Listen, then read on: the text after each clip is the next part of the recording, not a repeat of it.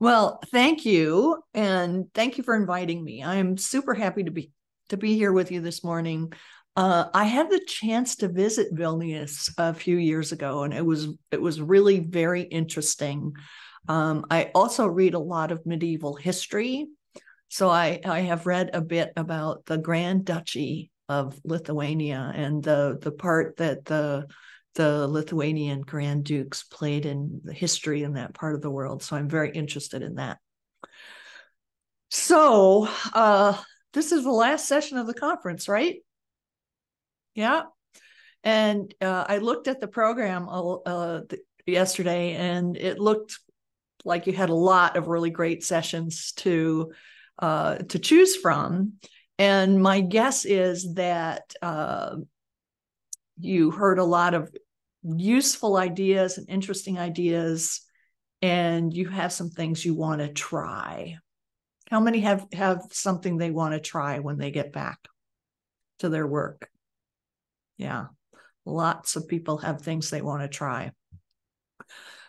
And I suspect that for some of you, you may have a little doubtful voice saying, yeah, that would be good, but you know, I I don't have a budget for that. I don't have a big position. I'm not manager over a bunch of people.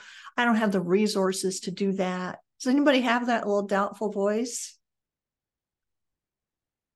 Yeah. Well, I have that voice sometimes too. Um, More or less. Comes and goes. And there may be a little bit of truth to that voice if you think about leadership in the traditional way. However, you can accomplish a lot from wherever you are if you lead. And that's what I want to talk about today. I want to talk about leading from all levels, from wherever you are in the organization. But before I talk about that, and before we look at that, I want to spend a little bit of time talking about our traditional definitions of leadership, because they shape our assumptions, they shape our beliefs, they shape what we see as possible in our organizations.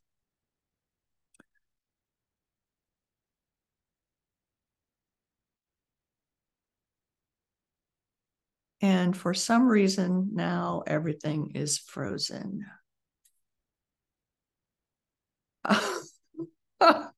Well, what do we do now that everything's frozen? Esther, maybe Okay, it unfroze. Yeah. So tradition teaches us that leadership flows from the rights granted by your position and by the role you have. This is true in every hierarchy. There's always delegated authority and decision making.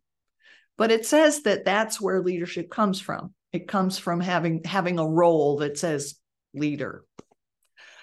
Tradition teaches us that leadership is about taking charge, that coming in and assuming control of the situation, which can happen with formal authority or without formal authority. And very often, when people come in and just take charge, other people in the organization, usually those higher in the organization, look at that and say, oh, that person has leadership potential. We have been taught that leadership is about inspiring people with a compelling vision, that you just have to see this glorious future and articulate it, and then people will follow. And that is seen sometimes as the primary goal of leadership, is just setting the vision. We've been taught that motivation is about that leadership is about motivating people through force of personality, through persuasion, and through making eloquent speeches. So I'm curious, how many of you see yourself in those traditional descriptions?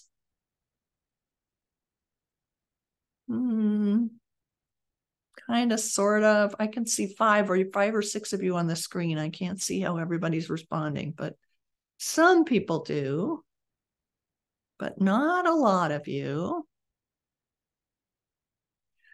Well, with everything, there's upsides and downsides. And there are some downsides to these traditional definitions of leadership, which I want to talk about here for a second.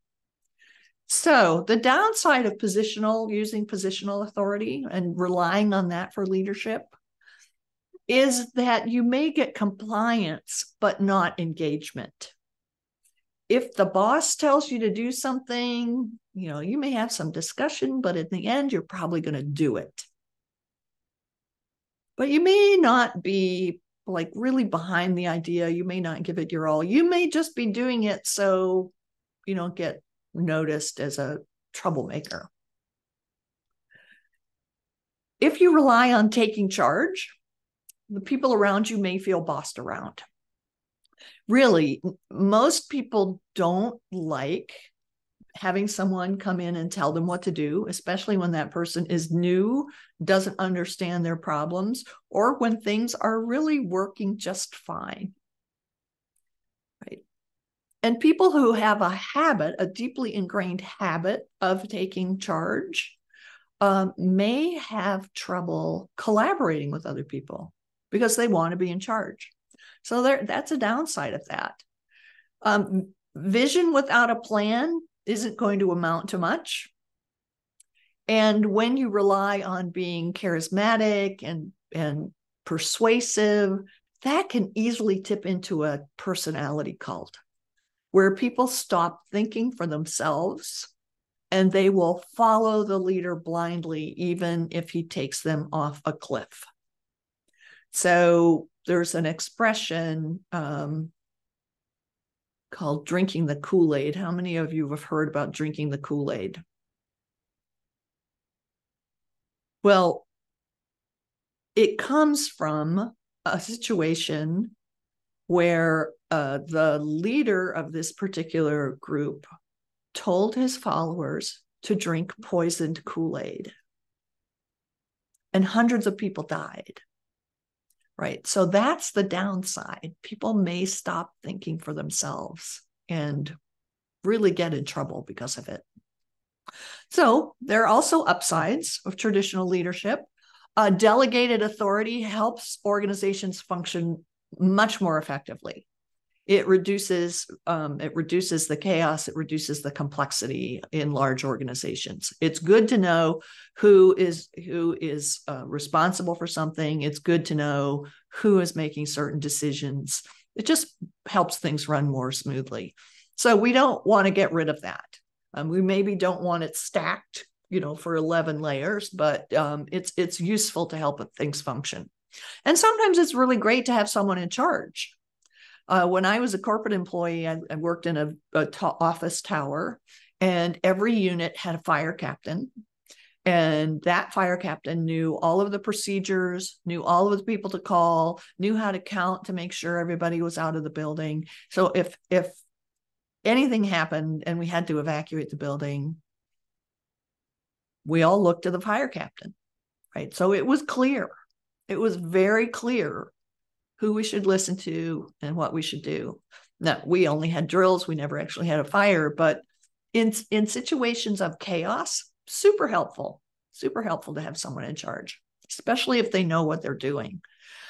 Vision is super useful. It gives people a North Star. We're all going in this direction. We're not going there and there and there. We're going here in one direction. So that leads to coordinated action. It reduces a lot of irrelevant conflict and helps people work together more effectively. And eloquence can inspire people to great things. I'm sure many of you have heard a speech or a recording of a speech that was very moving, that helped you see new possibilities and maybe galvanized you to action. So it can be useful, right? That eloquence can be very useful. So we don't want to get rid of all of the aspects of traditional leadership. When I look at these definitions, when I think about them kind of as a whole, they're about who gets to decide where we're going and who gets to tell who what to do. But we know that performance or behavior is an emergent property of the people and their environment. Now, Kurt Lewin first wrote this little equation, which I think is quite brilliant. He used behavior rather than performance, but behavior is a function of the people in their environment. I think it's more useful to think of it as an emergent property that will come out of this. So it's not mathematically precise. It is emergent and in some ways unpredictable. So traditional leadership models got us to where we are. They aren't sufficient to get us where we need to be. The problems we face are complex, challenging, and we need to expand our definition of leadership, because there's a lot of stuff that happens between go that way and do that. And the traditional models really don't say anything about making it easier for people to do great work. Sometimes they talk about getting people to work harder, but they don't talk about how can we really make it easy? How can we make it the default for people to do great work? So there's a lot of space in there that we can fill up with a different definition of leadership, with other aspects of leadership. So I'm here to tell you that leadership does not depend on position. It does not depend on persuasion. It does not depend on charisma. You can be a leader at any level. And in fact, we need leaders at every level to create the kind of organizations we want and to solve the kind of problems that we have. So we need leadership that includes people that don't have those positions, who aren't dripping with charisma. We need leaders who are humble and quiet and maybe don't like to be in the limelight, don't like to be in charge. So we need to expand our definition so that it includes all of us, and addresses making it easier for people to do great work, for great work to be an emergent property of the people in their environment. So this is the definition that I like and that I live by. Leadership is the ability to adjust the environment so that everyone can contribute creatively. So let that sink in for a minute. Just let that sink in. Leadership is the ability to adjust the environment so that everyone can contribute creatively. I think that feels very, very different than the traditional definitions of leadership. It doesn't assume that there are just a few people who get to be leaders and that those people are somehow exceptional and rare. It acknowledges that performance is an emergent property, that the environment affects our ability to be effective. It says that all of us have agency, all of us, not just the people with positions, not just the people with titles, not just the people who come in and take charge. All of us have agency. So let me give you some examples of what I mean by this kind of leadership.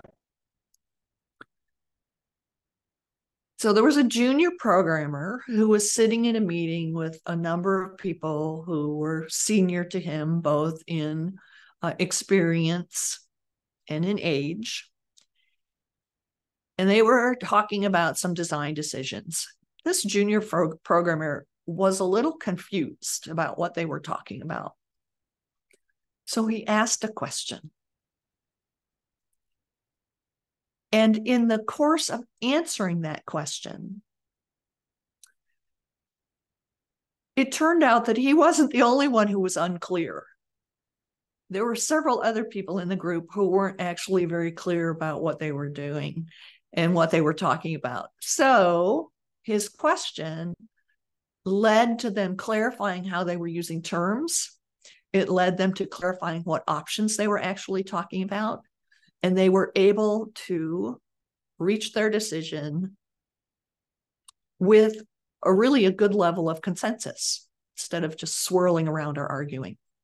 So that junior programmer in his question changed the information environment and made that possible for everybody else to work more effectively. So I want to pause for a minute because I want you to think about this, and then I would like to hear from one or two of you about an example of when you have seen or you have maybe asked a question that changed the information environment. Does anybody have an example? I think you can unmute yourself and tell us.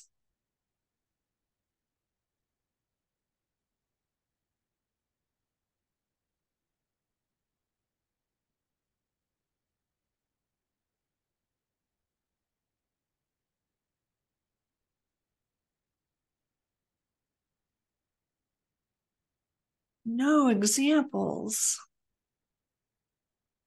All right. Maybe there's some in the chat. Oh, you cannot unmute. Oh, I'm sorry to hear that. Oh, well, can you put an example in the chat? I unmuted. I allowed you to unmute, so you can ask. Okay, thank you. Oh, okay. Well, actually, I have an example. Okay, Because, you have the power. Yeah, can you hear me? Yes, we hear you. Yes, I can. Thank you. Okay, perfect. Thanks. Yeah, I have an example because it happened during a meeting a couple of weeks ago that we were having a product meeting inside the team. And basically everybody was talking about the product vision and where do we want to go, what we want to develop. And then there was a moment where I was a bit confused because we were talking about it, but in such a way that I said, okay, but we are thinking about this vision as a team, but what about the customer? Like, what does the customer need? And they were all a bit confused by my question because it's a very simple question. And it cannot stop there because it was at the very end of the meeting. And I was like, okay, I think we are really leaving the customer outside the door. And then the next meeting, it happened that they actually were talking about it and they said, okay, I think last time we did a mistake because in the end, we're thinking about this without really considering the customer. So I think we have to switch a bit how we approach it. And I'm like not part of the product team. So I think everybody's allowed to raise some questions and that can actually be beneficial. That's a great example, right? Because you felt a little confusion. And very often, I think the tendency is to think, oh, I must be the only one who's confused. I don't get it. My experience is that very often if one person is confused, several people are confused. And even if it's only one person, making it clear for that person allows them to contribute more effectively. So I think, asking those kind of questions very often change the information environment and make a huge difference. So sometimes it takes a little courage, but particularly if you're the junior person or whatever, and yet it can make a big difference. And it sounds like it made a big difference in your situation. That's great.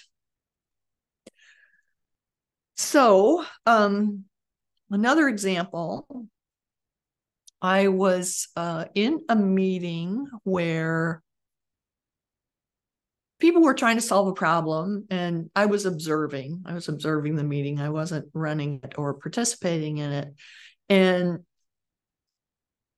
people were throwing out ideas. And at the same time they were throwing out ideas, they were evaluating those ideas and criticizing those ideas and trying to make those ideas better. And so they were kind of all over the place, trying to toss some ideas out, throw more ideas in. So it was just kind of a jumble. And one of the people in the room quietly got up, walked over to a side table, and picked up, what do you think she picked up?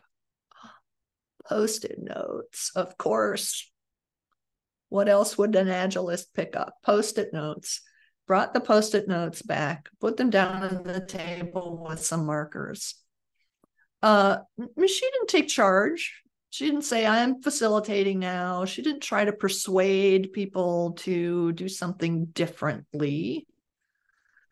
She didn't try to say, well, here's the process we should follow. Just put the Post-its in the middle of the table. And soon someone said, oh, yeah, we know how to do this. Let's get all of our ideas down on stickies, and then we can evaluate them. Then we can see if, they're duplicates or something we can build on. So they changed the way they were working. She changed the physical environment, which changed the process, which changed the information environment, and enabled people to work more effectively. So, anyone have an example of how changing the physical environment, adjusting the physical environment, enabled people to work more effectively?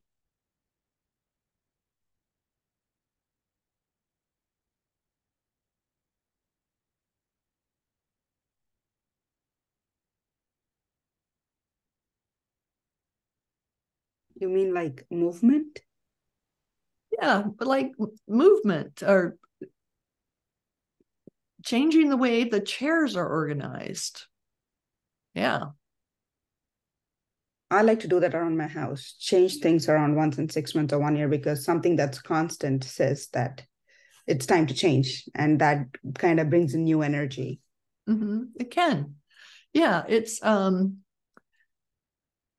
interesting. Like if you go into a room and the chairs or tables or desks or whatever are kind of in rows, that in some ways can give a feeling of safety, versus when things are just kind of randomly placed. People get they have a different sense of comfort or anxiety depending on how things are arranged. But it can also affect the way the conversation happens. So I don't know, for those of you who were physically present in the conference, my guess is that you were often in rows. Is that right? People were in rows in a conference. It's typical in conferences. And that arrangement has everybody looking forward and listening to one person, right? Which might be exactly what you want in a conference. But if you want to have people engaged in conversation with each other, that arrangement isn't very good, right? So I have noticed over time that hotels seem to understand tables, round tables and rectangular tables. They understand U shape, and they understand rows. They understand putting people in rows. But that's not always what you want to have happen, right? You may want the conversation to be going this way rather than just one way, as in a theater arrangement or in small pods, as in tables. So when you think about your office and when you think about meetings you have, you don't have to accept the way the janitor has arranged the furniture. You can arrange it so that it supports the kind of conversation you need to have, and that will change the environment, will change the way people interact with each other. So one more example, and this comes from my life. Not everybody knows this, but I used to be a programmer. I started my professional career as a programmer. And if I told you what my favorite language is, you would know when I started my career as a programmer. I worked for a big financial services company, and at the end of the day, the markets would close, and there were a bunch of programs that priced the stocks, that updated the prices for all of the investments the company owned. And then a whole series of jobs kicked off that ran overnight to price the portfolios and figure out the value for each shareholder's portion of the portfolio. There were hundreds of jobs, and sometimes things went wrong. And so we had an on-call rotation. We had a beeper, which is I think largely obsolete piece of technology. And if something went wrong, you would get a call on your beeper. And it could happen when you were at dinner. It could happen when you were at a movie. It could happen in the middle of the night when you were sound asleep. If you were lucky, you could just get on the phone and talk to the ops folks and figure it out. This was also useful if you were in a tricky situation. You could always set off your own beeper and say, oh, got to take a call. I used it that way more than once. Anyway, we would get these calls. And if it happened in the middle of the night, with luck, you could figure it out on the phone, but often you had to go into the office because we had a 1200 baud modem.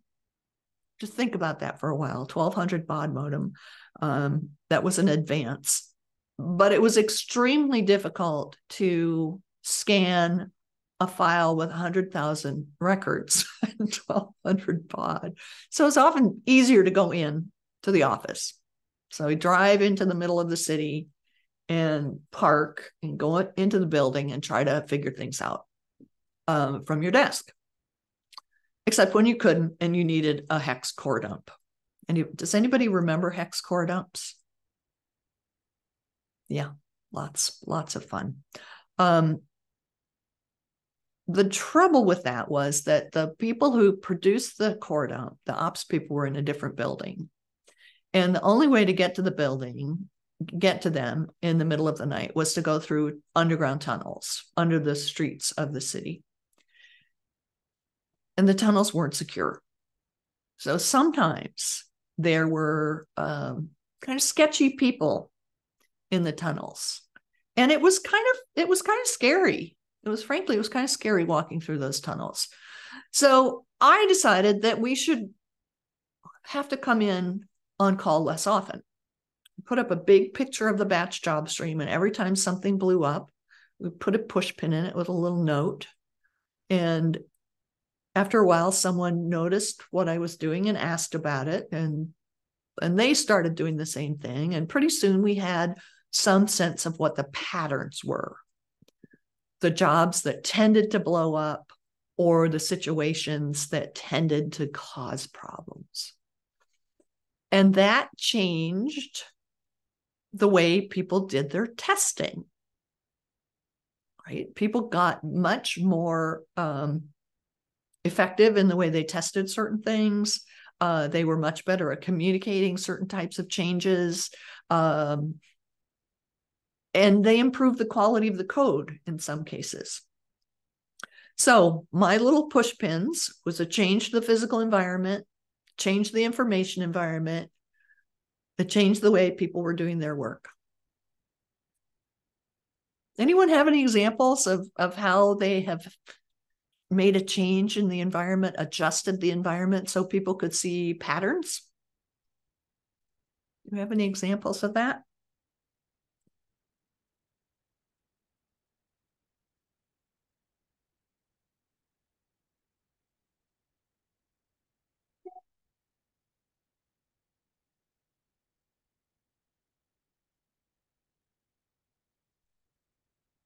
Well, I'll share another one from a colleague of mine.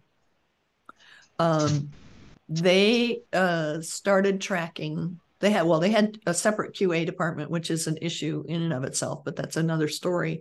And they started tracking when they sent something over to QA, how long it took for it to come back. And they found that the average number of days was 6. And the average number of trips through that circle was, I think it was 13. That pattern, making that pattern visible, led to some changes, right? They started figuring out how they could reduce the time and the number of cycles. and how they could bring things in more clearly, more closely, to have those people working more closely. And that happened, just by making the pattern visible. Just by making it visible, people were able to make some decisions to make work more effectively. So these may seem like small examples. These are just small things, asking a question, bringing over some Post-it notes, sticking some push pins in a wall. And they don't fit the traditional picture of how leaders sound and act. These were all quiet. There wasn't somebody trying to talk people into things. There wasn't somebody taking charge. There wasn't somebody saying, oh, I have a vision of how we can have less calls in the middle of the night. So no matter where we are in the organization, we know that the environment, the system influences behavior, but we can influence the environment. We can do small things that make work better, right? So at its core, I think this definition is about agency. So agency is about having the ability to act, and to act with intention, which touches on autonomy. Both of these are really important to our mental health and to our sense of well-being, right? Having a sense of agency, that we have the power to act and change our own environment, and that we can have autonomy to make changes. We can influence the system that influences behavior. So these examples I shared, they may seem like small things. Yes, they are. They are small things that normal people can do without asking for permission, without having a budget, without having a big position in the organization. So leadership is not limited to creating a vision or making momentous decisions. But we tend not to notice or credit these subtle things that make work better, that make it easier to do good work. And this blunts our agency, and it blunts our autonomy. So there's another thing that gets in the way of agency and autonomy, and that has to do with voice, our ability to speak up, to raise issues, to ask questions, to challenge, to bring up maybe ideas that aren't fully formed. Now, there's always friction to speaking up. I mean, if you think about your situations with your friends and family, sometimes there are things that, no, I'm a little worried about bringing that up. And it may be because you don't know how someone will react, or it may be because you do know how someone will react. And this is amplified in hierarchy. When there are people who have power over your rating, over your promotion, over your assignments, this friction is higher. So the junior programmer may have worried about looking stupid in front of his colleagues. The woman who brought the Post-it notes to the table, she may have worried that, I'm not facilitating here. I'm not leading this meeting. I don't own this meeting. It's not my place. My example with my push pins on the chart, it occurred to me that the managers might feel like I was getting out of my lane, and that I was doing their job. Who did I think I was? Well, they weren't doing it, and frankly, I was much more frightened of the sketchy people in the tunnels than I was of the managers. So I went ahead and did it. But everybody had to overcome a little bit of friction to do this. So if you have a position of authority, formal authority or informal authority, meaning people look up to you for whatever reason, because you make good decisions, because you're helpful, because you have great technical skills, whatever, people look up to you, you can make it easier for people to use their voice. You can invite people to raise issues, to ask questions. You can invite hunches, because very often the first signs of problems, we cannot articulate precisely where those problems come from. There was a story in the press several years ago. It also shows up in Malcolm Gladwell's book, Blink, about some ancient Greek statues that surfaced. They're very, very rare. There are only a few hundred examples of them.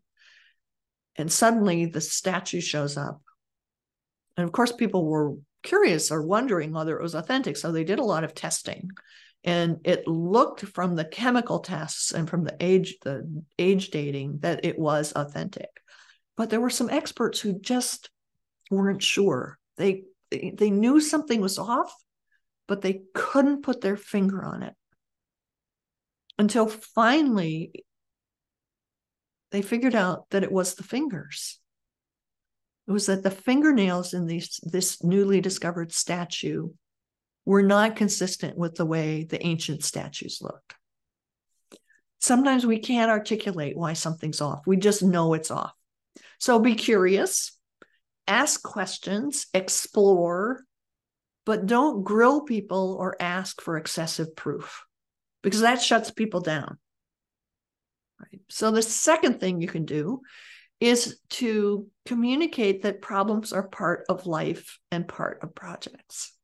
There's a famous television character who said, life is just one damn problem after another. And that's it. We're all solving problems throughout life and throughout projects. Yes, there are problems that are preventable, and we want to try to prevent them. But if they do happen, then we need to look at why.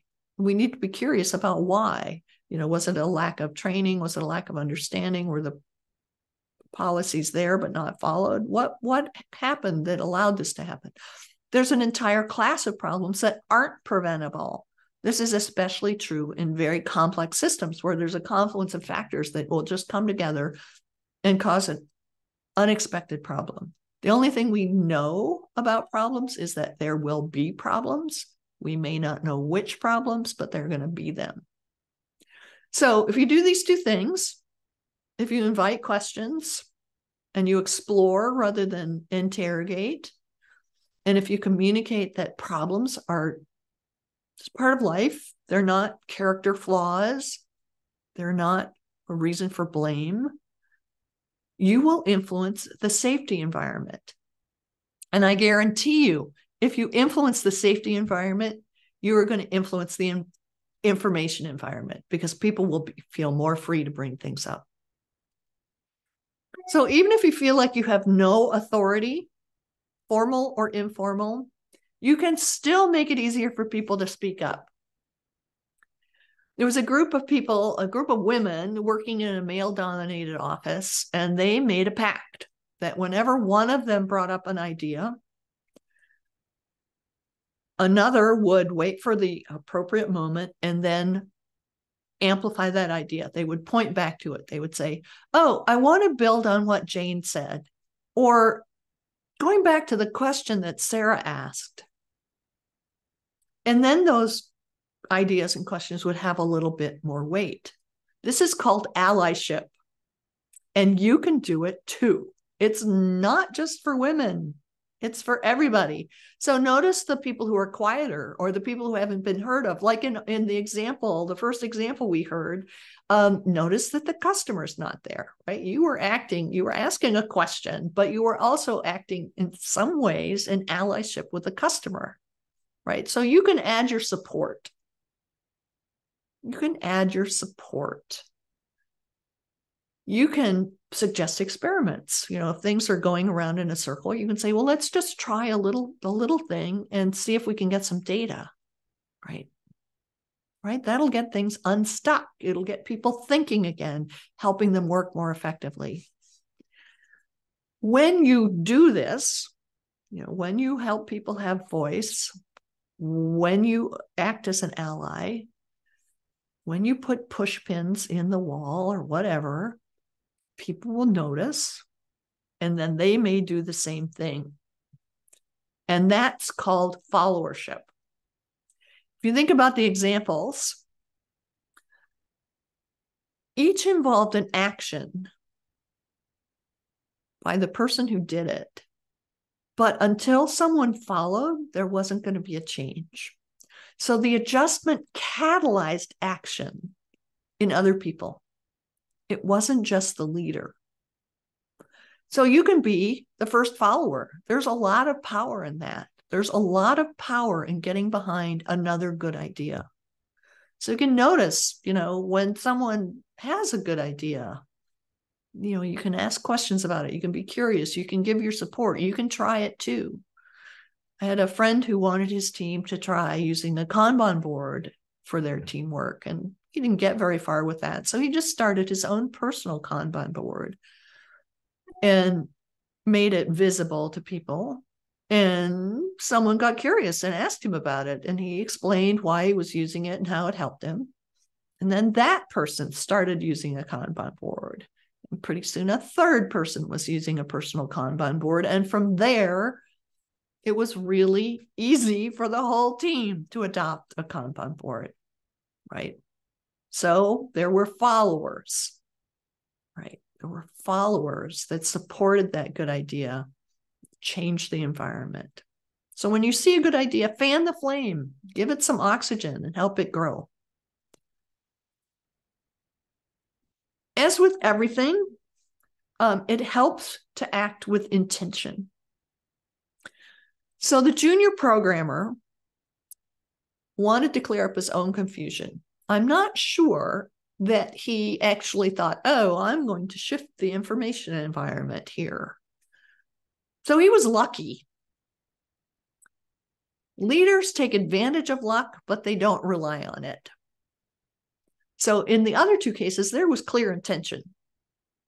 Clearly the person who brought over the Post-it notes wanted to have the process be more effective. She just made this little change. She had an intention behind that. And I clearly had an intention behind my pushpin experiment. I was very clear in what my intention was. I wanted to reduce the number of errors in the system. I wanted to reduce the number of times we got called in. So if you think about any sort of ball game, I'm sure most people have played some kind of ball game or seen some kind of ball game. It might be soccer, it might be bocce ball, it might be basketball, it might just be rolling the ball on the floor with a kid. You have to look at where the ball is coming from and where you want the ball to go to. You have to be aware of the context. So when you think about people who play ball games at an elite level, none of them would blindfold themselves, and you shouldn't either, right?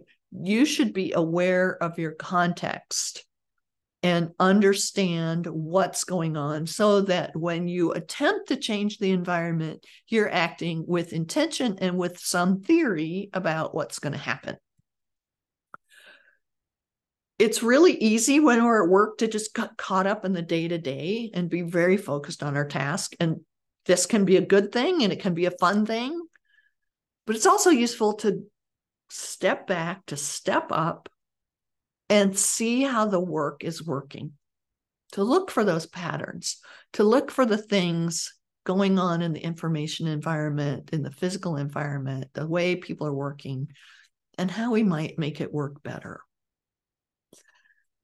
So there's an analogy that I think is sort of helpful about looking from the balcony. So if you think about a dance floor, and there's some balconies above the dance floor. If you're on the dance floor, you're aware of the person you're dancing with, you're aware of the music, you might be aware of the people who are right in your vicinity. But if you step up a little bit, maybe it's just on a few stairs, maybe it's on the first balcony, you can see the pattern across the whole dance floor.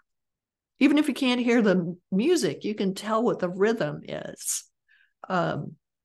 You can see patterns. You can see things going on that are not visible to everybody on the floor. I mean, you may notice, oh, someone over there seems to have fallen, or, oh, it looks like there's a fight about to break out over there, or, oh, that whole group of people seem like they're in a little bit of trouble here. So get up on the balcony. Take a few steps up. Doesn't have to be the top balcony. Just has to be a little bit so you can see a broader part of the work.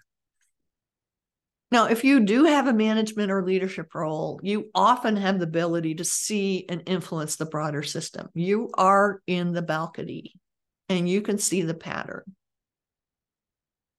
You can see the pattern.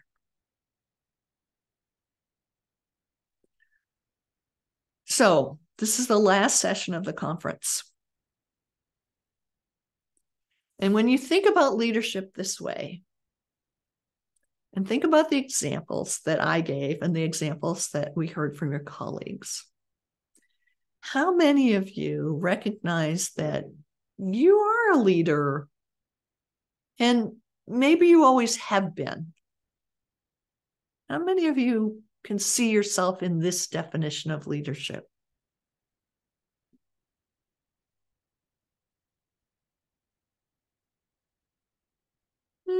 Yes, no. How many of you feel like you could dip your toe into this definition of leadership? You try something small. You could ask a question. You could change the information environment. You could make it safer for someone to speak up. You could be an ally. And try just a small thing. And then don't give up if it doesn't work. If you tried to change the information environment and it didn't work, maybe you can change the safety environment. If you tried changing the physical environment, maybe you need to change the information environment. So don't give up. Think about it and come at it from a different way, right? You can change physical environment. You can change the information environment. You can change the way things are organized. You can change the feeling of safety. You can make all sorts of tiny little adjustments. Step up on that balcony, right? So that you can see the pattern. Help other people see the pattern. And as you think about going back to your work, think about how you will use your agency, your ability to act with intention. Think about how you'll use your voice and help other people use their voice. How will you be an ally? And how will you use the power of followership to adjust the environment so that everybody can work more effectively? Creating the conditions for yourself and for others to contribute more effectively is a profound act of leadership. And it's open to all of us. You don't have to wait for someone to come and tap you on the shoulder and tell you you have leadership potential. You don't have to wait for someone to give you a title. You don't have to wait for someone with a title to act, because you have agency. You can shift the environment. You don't need to ask for permission. You have all of the permission you need to lead. Thank you. So I think we have a few minutes for questions, if people have questions. Enrico, do you have? Nope. To be honest, today I have no questions. I already heard the speech from Esther and it was amazing as usual. So I'm really, really happy about it. Thank you so much, Esther. Thank you. I'm glad it was valuable to you. Dmitry commented on the Zoom that when I try to say I'm the leader, my wife laughs quietly, so I can't see. Well, maybe don't announce it. Maybe just do something small. We still have one question in Huba, Sure. the one that was posted even before the session. Okay. So asking what are the crucial steps to have in mind in cultural transformation?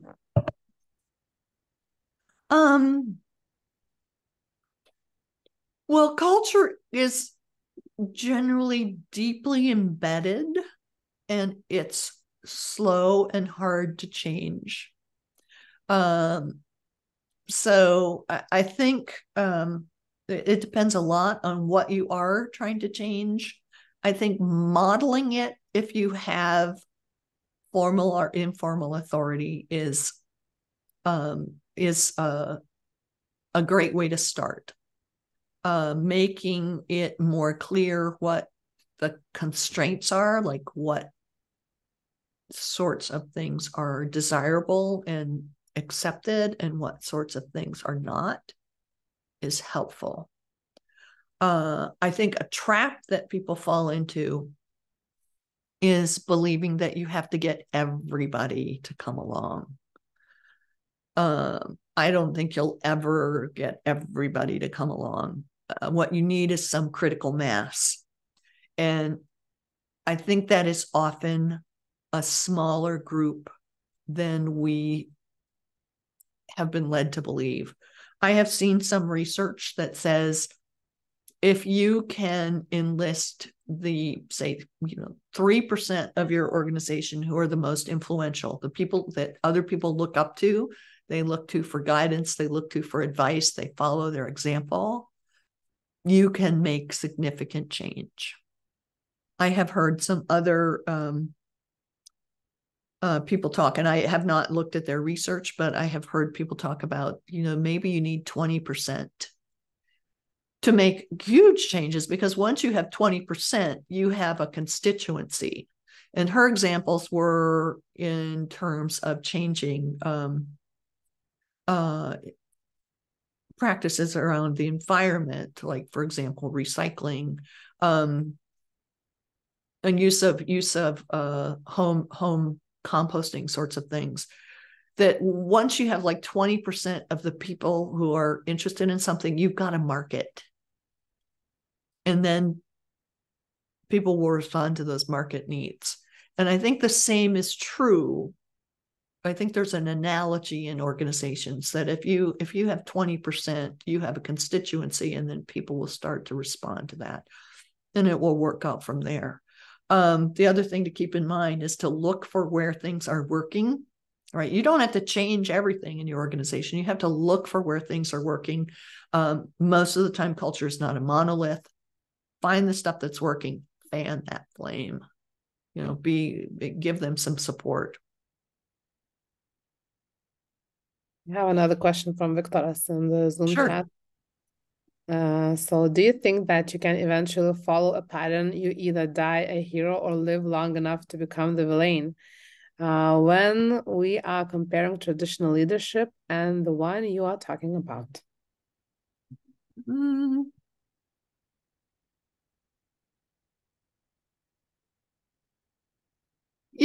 I think what happens is that in some organizations, they are so invested in a very rigid hierarchy that those little acts are seen as a problem. But I think that doesn't happen all that often. I think what often happens over time is that people notice, oh, things just work better when Eveline is around. Let's give her a promotion. And I've heard lots of people talk about this, and I think this actually happened with me when I was a corporate employee, that things just started working a little better when I was around. So I was, that got me noticed in a positive way.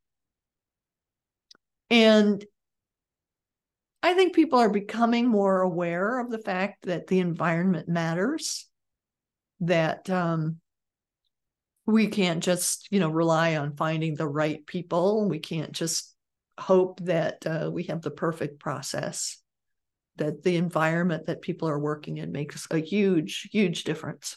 So I think this idea is gaining some currency.